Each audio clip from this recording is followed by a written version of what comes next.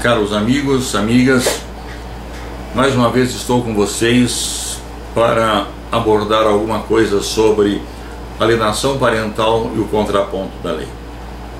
Mas como tenho feito nesses últimos 2 vídeos, eu quero assim abrir um espaço para falar com vocês a respeito das eleições que se aproximam. Teremos aí no próximo domingo um dever de comparecermos às urnas para ali elegermos os nossos governantes. Temos que eleger o nosso presidente, temos que eleger o nosso deputado federal, temos que eleger 2 senadores, temos que eleger o nosso governador do estado, temos que eleger o deputado estadual. E eu quero dirigir-me especialmente nessa tarde aos 90% de cristãos que fazem parte de nossa sociedade do Brasil. Vocês vão observar agora no vídeo que eu vou passar a vocês. Eu gostaria que vocês prestassem muita atenção naquilo que vai ali estar sendo falado. Encontrar a localidade para atender o público que nós queremos. Ou seja, nós precisamos mostrar para o empresário que é melhor ter um cinema do que ele vender a sala para uma igreja qualquer.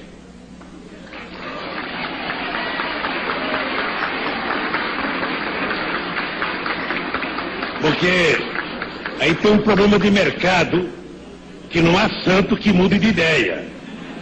Se alguém chegar aqui em nome da igreja tal e oferecer pelo cinema o dobro do que o empresário está oferecendo para o outro, a igreja vai ganhar a localidade para atender o público que nós queremos. Ou seja, nós precisamos mostrar para o empresário que é melhor ter um cinema do que ele vender a sala para uma igreja qualquer.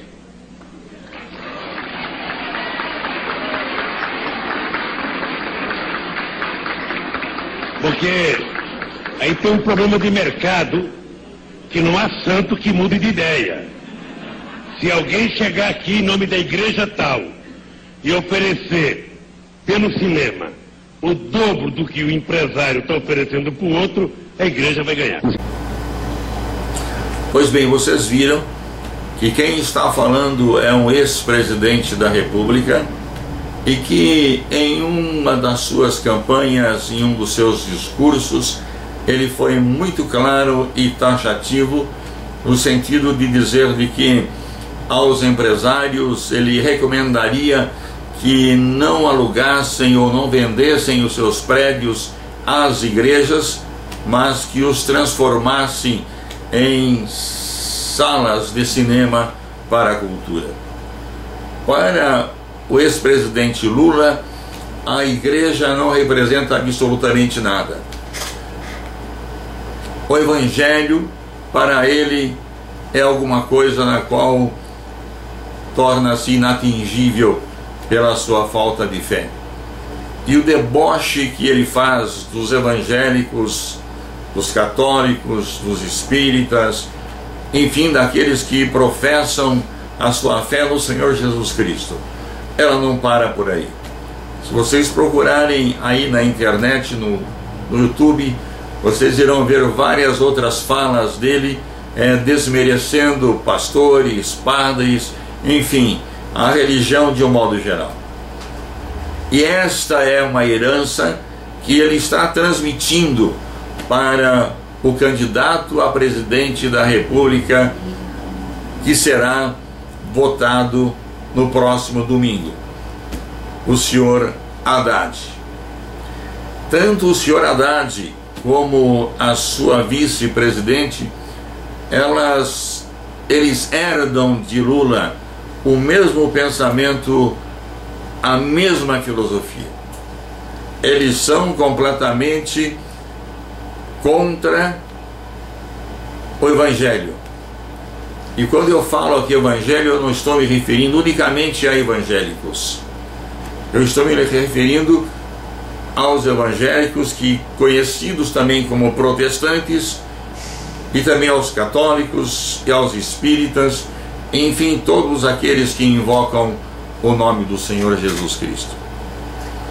E como se não bastasse, eu estava vendo aqui umas notícias aqui no Google, e eu encontrei aqui esta reportagem: o Holocausto Animal.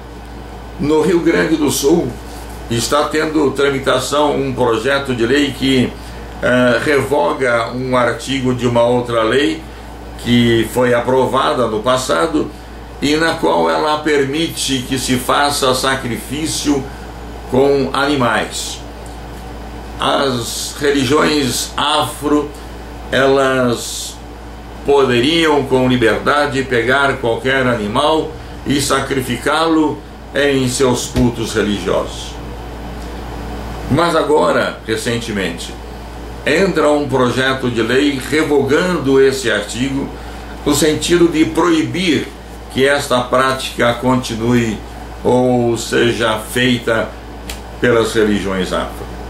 E aqui nós temos um candidato a senador do PT, senhor Eduardo Suplicy, que ele alega, sem qualquer parcimônia, que sacrifício de animais é direito sagrado.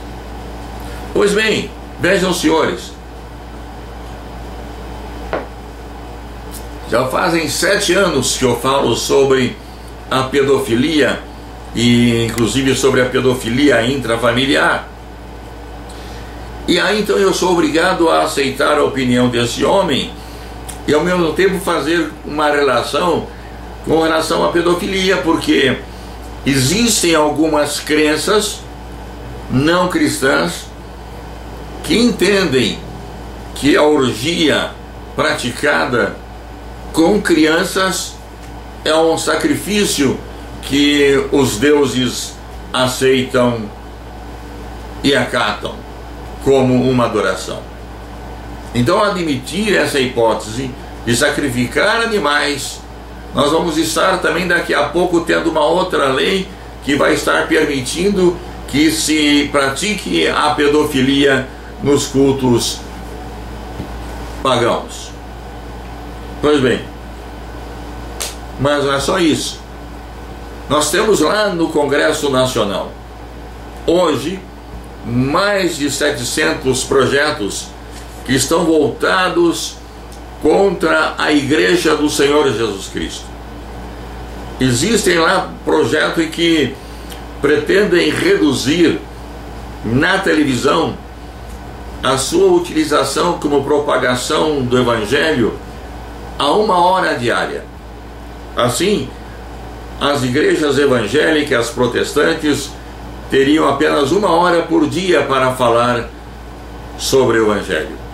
As igrejas católicas, da mesma forma, elas teriam apenas 1 hora por dia para falar sobre aquilo que creem. E da mesma forma, os espíritas, que têm o seu canal na televisão, também não poderiam utilizá-la mais do que 1 hora.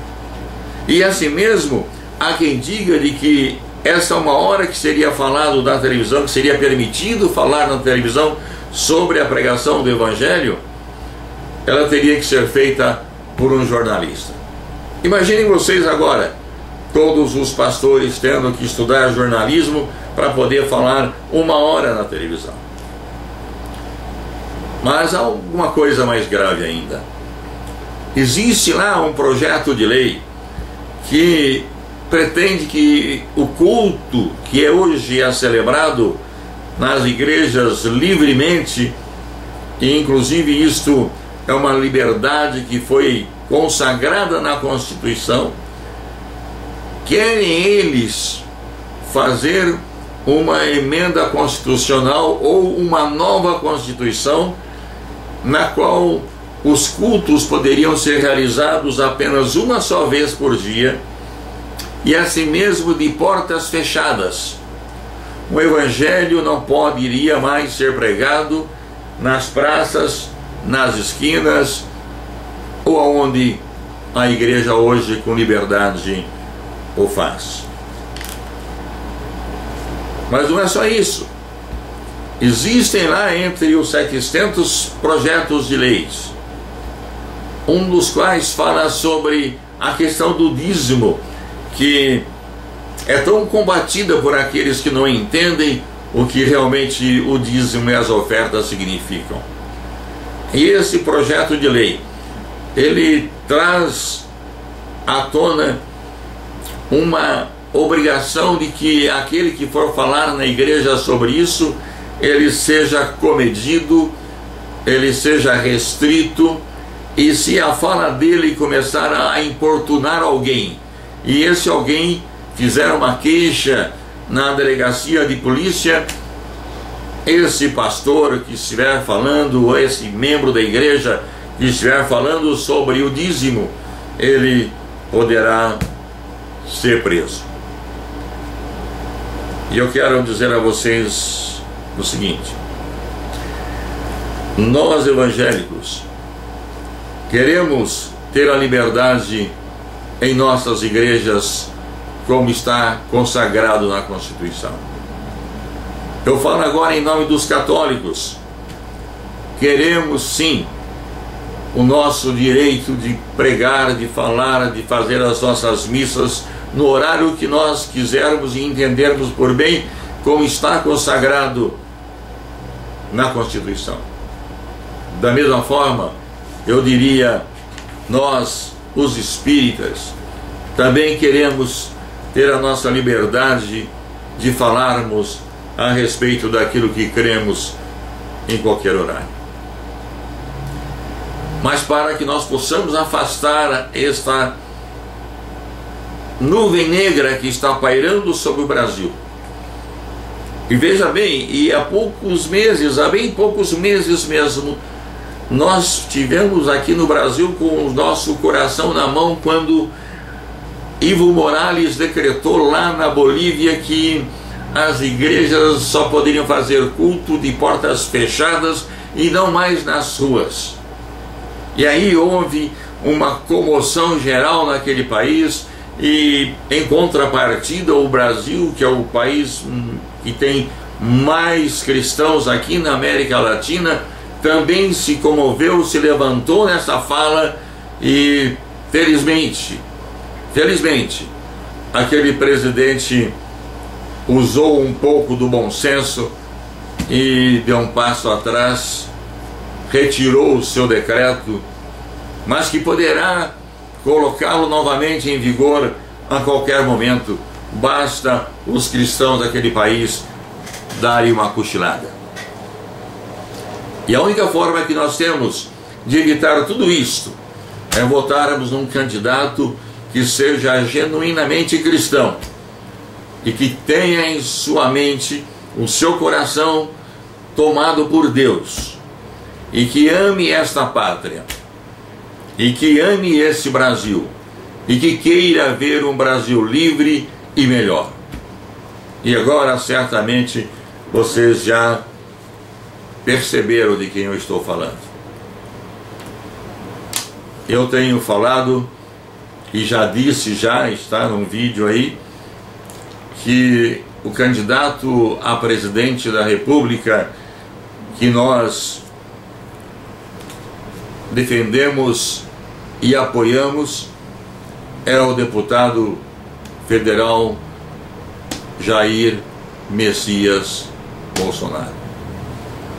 Há uma campanha para denegrir a imagem de Jair Bolsonaro. A mídia tem tentado de toda forma tirá-lo do páreo, pondo ali notícias que não são verídicas, não são verdadeiras. E eu quero alertá-los para que vocês não vão atrás desses boatos. E se vocês tiverem dúvida em relação ao candidato, fale com ele, entre em contato com ele. Você tem aí na internet os endereços aonde você pode estar trocando ideias com o Jair Bolsonaro. E eu quero dar para vocês aqui um dado muito interessante. E aí a essa altura vocês poderão certamente estar me chamando de excessivo. Mas eu estava ouvindo uma pesquisa que foi feita por uma senhora. Ela é de origem judia e ela fez isso a semana passada. Isso chegou à nossa mão no sábado. E ela fez um estudo muito interessante. Ela foi buscar lá quantos milhões de brasileiros nós somos hoje. Você sabe? Pois então vai ficar sabendo agora. Nós somos hoje 208 milhões e 500 mil habitantes no Brasil. Desse total, nós temos 147 milhões e 300 mil votantes. Isto é, pessoas que estão habilitadas a escolherem seu presidente. E essa senhora, ela fez uma pesquisa independente, porque o Datafolha, ele dá lá uma informação, e a gente sabe que Datafolha é da esquerda. O Ibope também dá lá uma informação que não é correta. E em todas esses meios de pesquisa, dá-se ali uma margem de vitória para o candidato Bolsonaro pequena, mas com uma ameaça de que, se for para um segundo turno, ele seria derrotado por qualquer outro candidato. Pois bem, essa senhora, através do estudo que ela fez, ela constatou na semana passada, isto na quinta-feira, que 84% de votos válidos seriam destinados a Jair Messias Bolsonaro. Isto representa 123 milhões 732 mil eleitores que manifestaram a sua intenção de voto em favor de Bolsonaro. E com folga, com esse número, ele será eleito em primeiro turno. Eu tenho falado, e vocês têm ouvido muito isso por aí, de que Deus é quem coloca o rei e Deus é quem tira o rei. E eu acredito firmemente nessa máxima que é parte das Sagradas Escrituras. Mas nesse momento presente, em que o rei que vai nos governar, ele não vem de uma descendência monárquica, Deus nos deu a nós a grande responsabilidade de elegermos aquele que vai ser o nosso presidente. E não só o presidente, mas senadores, deputados estaduais e federais e governadores de estado. É uma responsabilidade muito grande. Por isso eu quero pedir a vocês, meus irmãos de fé, que orem, rezem muito para que Deus dê a você um discernimento para que você vote da maneira certa.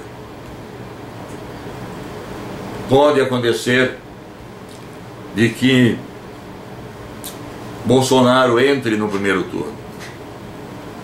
E se Deus quiser, Ele assim o fará, porque Ele haverá de convencer as mentes daqueles que o servem para que nele votem.